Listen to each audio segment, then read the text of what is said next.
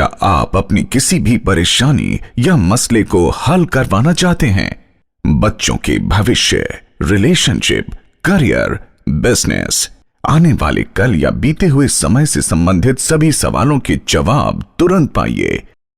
Free initial consultation के लिए आज ही संपर्क करें पंडित संदीप जी को, जो अपने तजुर्बे और उत्कृष्ट ज्ञान से आपके जीवन को संवार सकते हैं। Phone 01824275672, mobile 9876413288। Discover how astrology can shape your life with पंडित संदीप जी।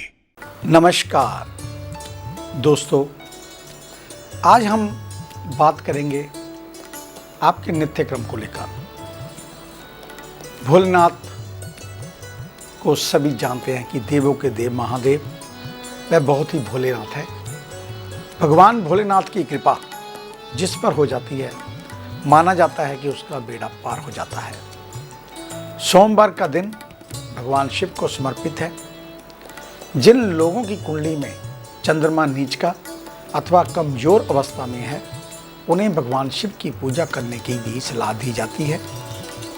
ज्योतिष शास्त्र में चंद्रमा से बनने वाले अशुभ योगों को बहुत ही खतरनाक बताया गया है। शिव की पूजा सभी कष्टों को दूर करने वाली मानी गई है और मान्यता है कि शिव जी बहुत जल्दी प्रसन्न हो जाते हैं। भगवान शिव अपने भक्तों को कभी भी कष्ट नहीं होने देते। भगवान शिव जिस पर प्रसन्न हो जाते हैं, उसे सभी प्रकार के सुख प्रदान करते हैं। चंद्रमा से बनने वाले अशुभ योग है, उसके बारे में चर्चा करेंगे। ग्रहण योग, चंद्रमा और राहु की युति से ग्रहण योग बनता है।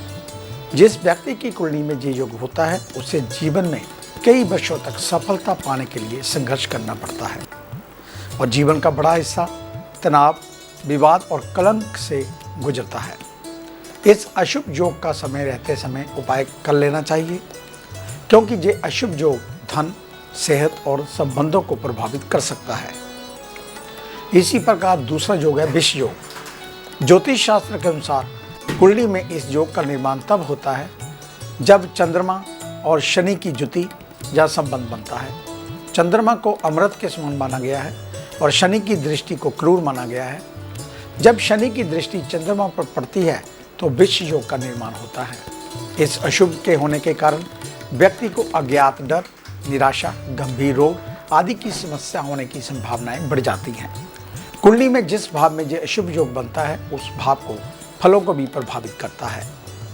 सोमवार को भगवान शिव की पूजा से कुंडली में बनने वाले कई अशुभ योगों को दूर किया जा सकता है।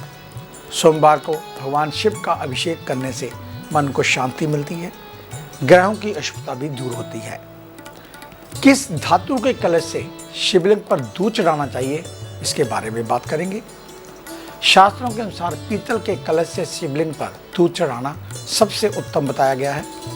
धार्मिक कर्मकांड में पीतल के बर्तनों का विशेष महत्व बताया गया है।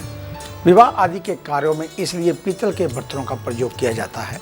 सोमवार को पीतल के कलश से ही शिवलिंग का दूध से अभिषेक करना शुभ बताया गया है। पीतल के बर्तन सेहत की दृष्टि से भी अच्छे माने गए हैं, इसलिए घर में पीतल के बर्तनों का प्रयोग करना चाहिए।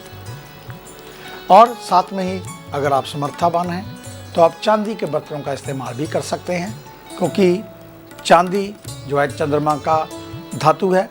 अगर किसी का चंद्रमा खास करके नीच हो, आप समर्थावान हैं, चांदी का कलश या चांदी की श्रृंगी बनाकर उससे भगवान शिव का रुद्राभिषेक सोमवार के दिन करना चाहिए।